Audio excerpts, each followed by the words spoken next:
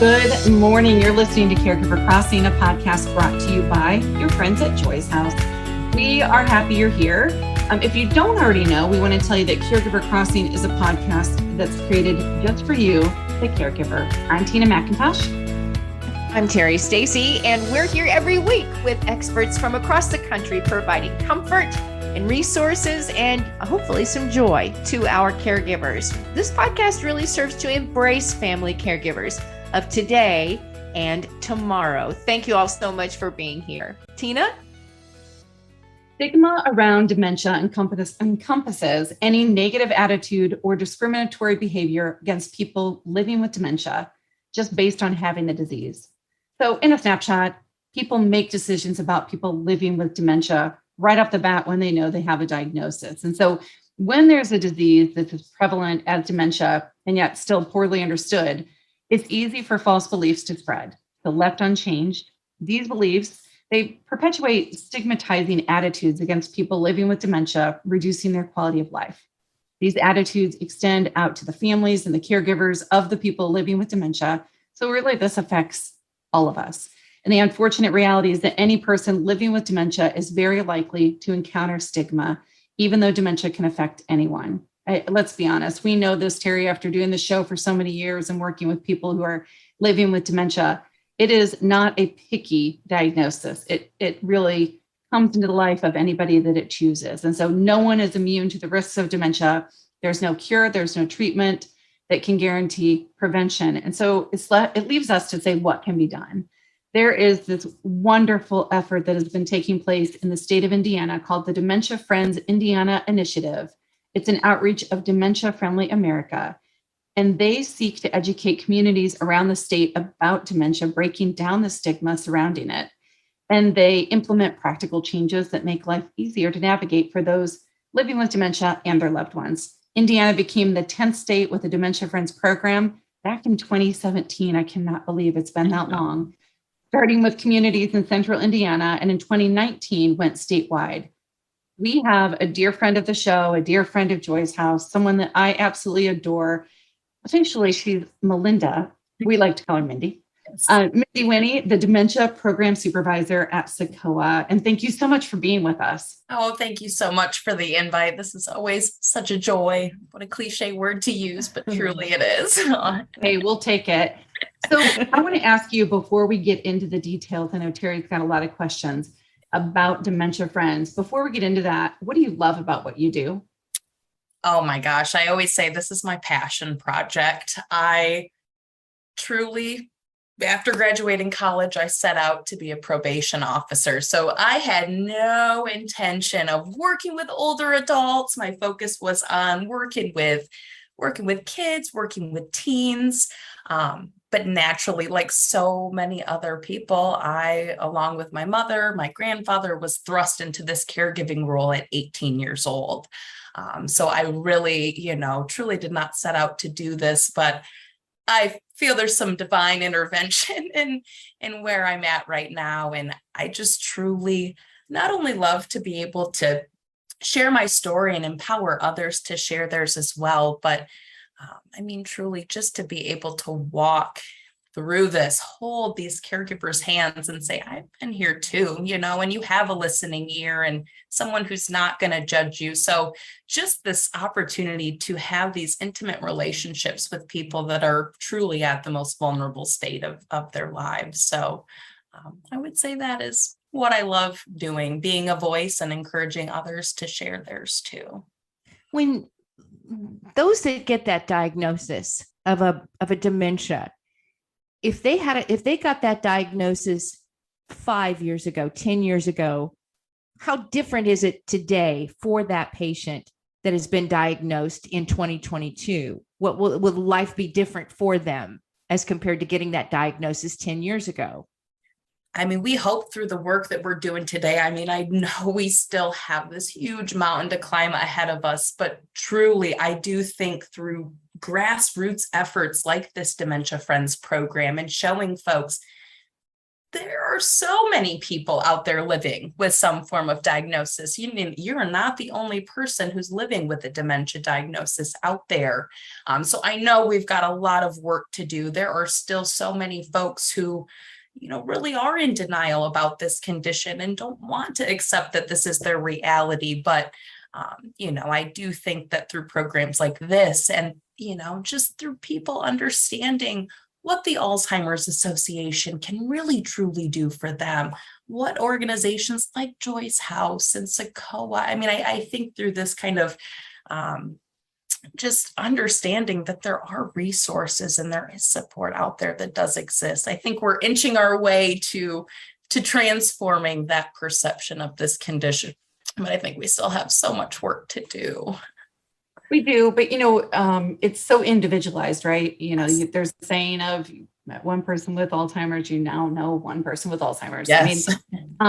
It is really person to person. And that's something through Dementia Friends of Indiana that you all have really sought out to do. So what does it mean to become a dementia friend? Yeah, absolutely. So really at the heart of this, we see Dementia Friends as kind of leading the charge of changing people's perception of this condition, not only deepening their understanding of what this is, but learning ways that they can break down the stigma.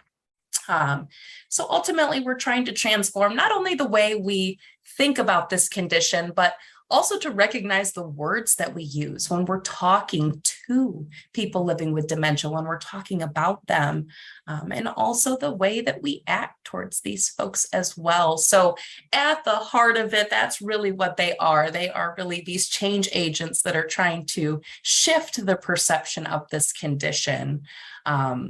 And so, going through our live interactive sessions, they typically take about 1 hour to go through. But folks will, again, deepen their understanding. We'll learn about some of the common types of dementia, good communication strategies, but also learning about those local resources that do exist for them, and just those small actions that can truly make a big impact for these families who are going through this. Not long ago, Tina and I, while doing this show, Caregiver Crossing, we started to hear about memory cafes. Yes. Memory cafes. Yes.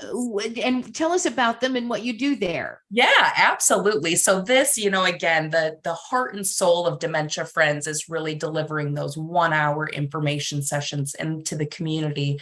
But I think these memory cafes is kind of a neat little spin-off and a way to kind of take that focus on education and understanding and provide people with a true social outlet where they can connect with others who are experiencing similar situations. So again, memory cafes are really meant to be safe, welcoming, non-judgmental gatherings for people who are living with any form of dementia at any stage. We encourage folks to just leave their diagnosis at the door, come on in, but also to bring their care partners. So that might be a neighbor that lives next door, someone that attends church with them weekly.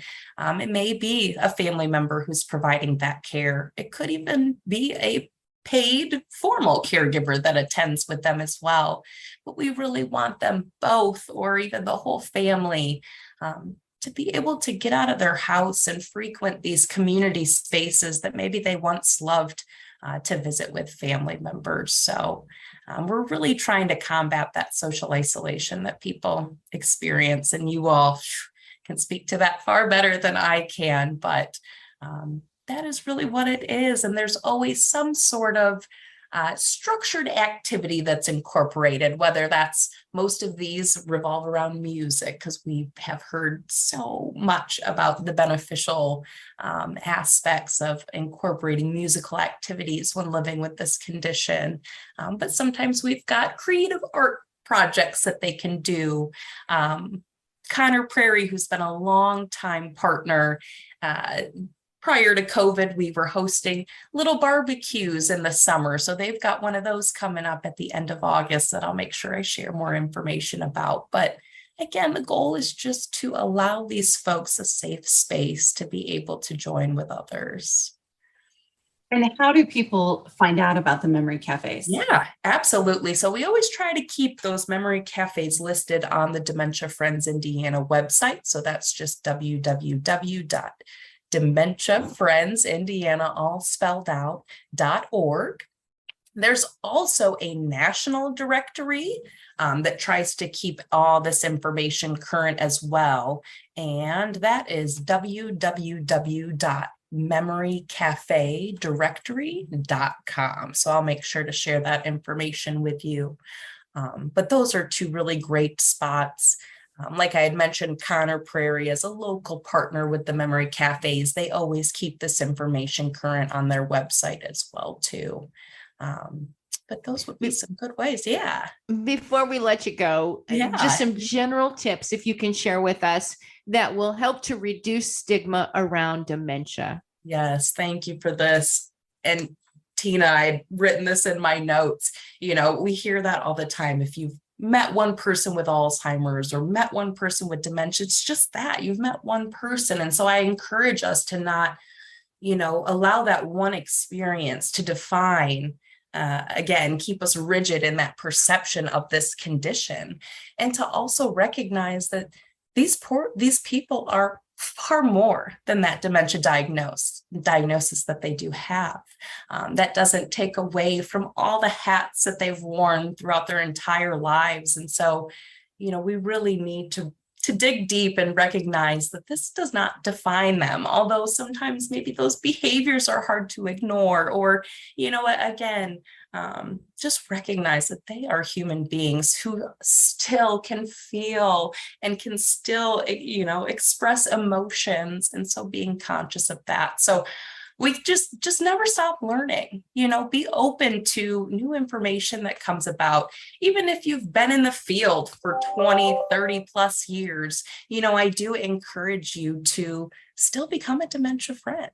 Again, you might not learn new information per se, but maybe this is a new way to be able to articulate to the families that you serve, and give them the tools and the language to be able to help their own networks really reduce the stigma around them. So those are just kind of some quick little tips I think I would give around this. Well, Dementia Friends Indiana is a great initiative with a great leader, quite frankly. Thank you so much. Minnie, if you don't know her, you should. You can always find her at Sequoia, and we will make sure, Joy will make sure we post the website and link as well. But, Dementia Friends there for both the person living with the diagnosis and the care partner. And I love hearing you say, leave your troubles and your diagnoses at the door and come in and let us get to know you. Yes. So, yes. Well, thank you for being here. As we close the show, just always want to remind people that you can contact me at tina@joyshouse.org and let us know what you think. How are we doing on the show? What good information are you getting? What more do you need? What resources? We're happy to help in any way.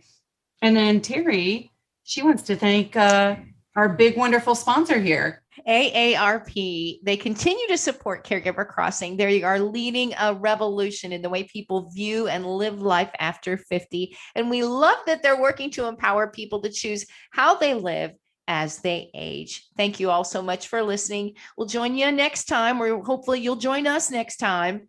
Take good care of each other, and we'll talk to you again soon on Caregiver Crossing.